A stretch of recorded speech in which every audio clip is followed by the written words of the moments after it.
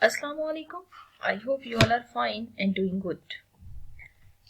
As we have discussed the factorization method and the completing square method in previous lectures, आज के lecture में हम देखते हैं कि कैसे हम क्वाड्रेटिक फार्मूला को ड्राइव करते हैं। ठीक है, क्वाड्रेटिक फार्मूला क्वाड्रेटिक इक्वेशंस पे अप्लाई होता है। ठीक है, तो सबसे पहला काम हम ये करते हैं, यहाँ पे क्वाड्रेटिक इक्वेशन को डिस्कस कर लेते हैं। ठीक है, the quadratic equation in standard form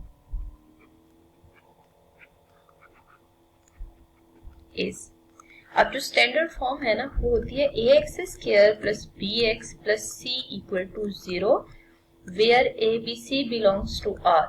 ठीक है, तो ए बी सी के लिए जो कंडीशन है ना वो भी यहाँ मेंशन कर देते हैं। ठीक है, अब हम ऐसा करते हैं कि कंप्लीटिंग स्क्वायर मेथड बेसिकली यहाँ पे अप्लाई करते हैं। तो कंप्लीटिंग स्क्वायर मेथड की पहली जो कंडीशन है वो क्या होती है कि हमें आइसोलेट करना है, यहाँ पे एक्स स्क्वायर के कोफिशिएंट को 1 बनाना है। एक्स स्क्वायर के कोफिशिएंट को 1 बनाने के लिए आप देख सकते हैं कि मैंने क्या किया है, a से थ्रू आउट डिवाइड कर लिया है। तो x square plus b by a of x plus c by a आपको यहाँ पे एक इक्वेशन मिल रही है। ठीक है, अब ये जो इक्वेशन है ना x square plus b by a x plus c by a equals 0, इसमें सेकंड स्टेप आपने ये फॉलो करना है कि जो कांस्टेंट टर्म है ना उसको आप दूसरी साइड पे मूव कर दें। तो देखें यहाँ पे ये जो कांस्टेंट टर्म आ रही है इसको जब मैंने दूसरी साइड मूव किया तो माइनस सी बाई ए आ रहा है। ठीक है, अब आपने क्या करना है कि ये जो मिड टर्म आ रही है ना इस मिड टर्म को 1/2 से मल्टीप्लाई करके जो आंसर आ रहा है वो b/2a आ रहा है। ठीक है, तो b/2a के होल स्क्वायर को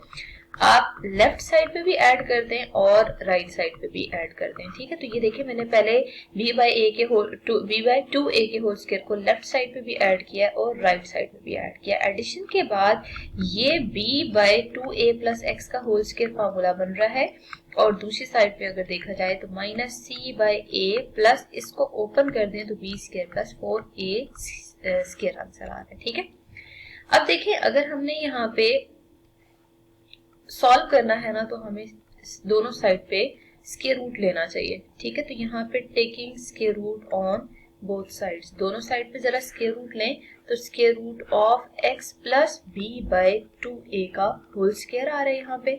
ठीक है, और यहाँ पे आप देखें तो minus c by a plus b square by 4a square का स्क्वायर रूट ही यहाँ पे अप्लाई करना है। ठीक है, इधर स्क्वायर रूट कैंसिल हो जाएंगे तो x प्लस b/2a आंसर आ रहा है, लेकिन इधर आपने प्लस माइनस साइन इंसर्ट करना है और यहाँ पे आप जरा सॉल्व करें। 4a square will be LCM और इसको सिंप्लीफाई करेंगे तो यहाँ पे minus 4ac plus b square आ रहा है। ठीक है, अब आप देखें कि x plus b/2a is equal to plus minus square root of, इसको अरेंज करके लिखना चाहते हैं तो b square by 4ac with minus sign लिखें और 4a square as it is लिख दें। ठीक है, अब देखिए नेक्स्ट हम ये करते हैं x प्लस b/2a और यहाँ पे plus minus square root of b square minus 4ac divided by 4a square आ रहा है ना, तो यहाँ पे स्क्वायर रूट को जरा हम सेपरेट कर देते हैं। मीन्स न्यूमरेटर पे अलग से स्क्वायर रूट अप्लाई कर देते हैं और डिनोमिनेटर पे अलग से स्क्वायर रूट अप्लाई कर देते हैं। बेनिफिट ये होगा हमें कि जो डिनोमिनेटर में स्क्वायर रूट आ रहा है वो सॉल्व हो रहा है, लेकिन न्यूमरेटर वाला जो है वो मजीद सॉल्व नहीं हो रहा। ठीक है, तो आप क्या करें, जो सिंप्लीफाई हो रहा है कम से कम हम उसको सिंप्लीफाई कर लेते हैं। ठीक है, तो डिनोमिनेटर में आपके पास आंसर 2a के इक्वल आएगा। अब हमें x को आइसोलेट करना है ना, तो आप क्या करें, x की वैल्यू यहाँ पे अलग करते हैं तो माइनस b/2a। ठीक है, और यहाँ पे plus minus square root of b square minus 4ac divided by 2a लिखते हैं। ठीक है, तो अब आपने यहाँ पे ये जो 2a है ना वो दोनों में सेम आ रहा है। अगर सेम हो तो एलसीएम में भी वही सेम टर्म आती है, आप उस टर्म को लिखें और यहाँ minus b plus minus square root of b square minus 4ac लिखते हैं। ठीक है, ये जो आप टर्म देख रहे हैं ना ये बेसिकली सोल्यूशन सेट आ रहा है इस क्वाड्रेटिक इक्वेशन का, minus b plus minus square root of b square minus 4ac divided by 2a। ये जो सोल्यूशन सेट आ रहा है ना इसी को हम कहते हैं क्वाड्रेटिक फार्मूला। ठीक है, तो एट द एंड हम लिख देते हैं which is required quadratic formula.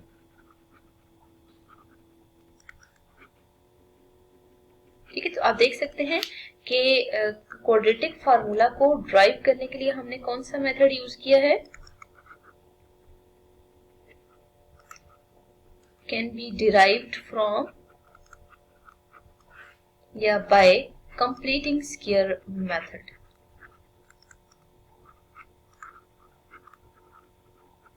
ठीक है, और इसके अलावा फिर हम ये भी देखते हैं कि क्वाड्रेटिक फार्मूला बेसिकली है क्या, Q dot F stands for quadratic formula, और ये हमेशा माइनस बी प्लस माइनस के root b square minus 4ac divided by 2a के इक्वल है। ठीक है, अगर यहाँ पे वेरिएबल जो है ना वो x आ रहा हो, y आ रहा हो, z आ रहा हो, इससे कोई फर्क नहीं पड़ता। जहाँ मैंने वर्ड क्वाड्रेटिक फार्मूला लिखा है वहां पे हमेशा आपने वो वाला वेरिएबल यूज करना होगा। वेरिएबल यूज करने के बाद आपने प्रॉपर इसको आगे इस फॉर्म में सिंप्लीफाई कर देना है। ठीक है, अब अगर क्वाड्रेटिक फार्मूला हमें पता हो ना तो हमें ना तो फैक्टराइजेशन मेथड अप्लाई करने की जरूरत पड़ती है और ना ही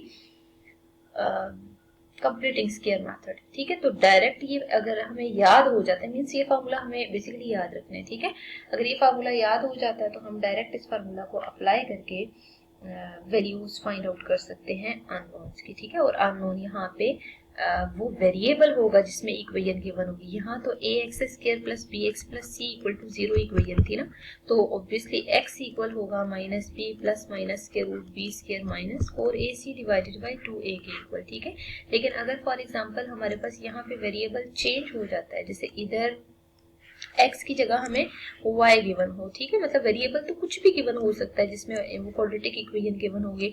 अगर यहाँ y हुआ तो आपने यहाँ y लिखना होगा, लेकिन अगर यहाँ z आ जाता है तो फिर इन प्लेसेस पे अगर z मौजूद है तो यहाँ पे भी आप z यूज करेंगे। तो बेसिकली क्वाड्रेटिक फार्मूला डिपेंड कर रहा होता है कोफिशिएंट्स पे सिर्फ। यहाँ पे वेरिएबल जो भी हो आपने एज इट इज उस वेरिएबल की वैल्यू फाइंड आउट करनी होगी, तो ऑब्वियसली आप उसी वेरिएबल को यूज करेंगे जो कि क्वेश्चन के स्टेटमेंट में गिवन होगा।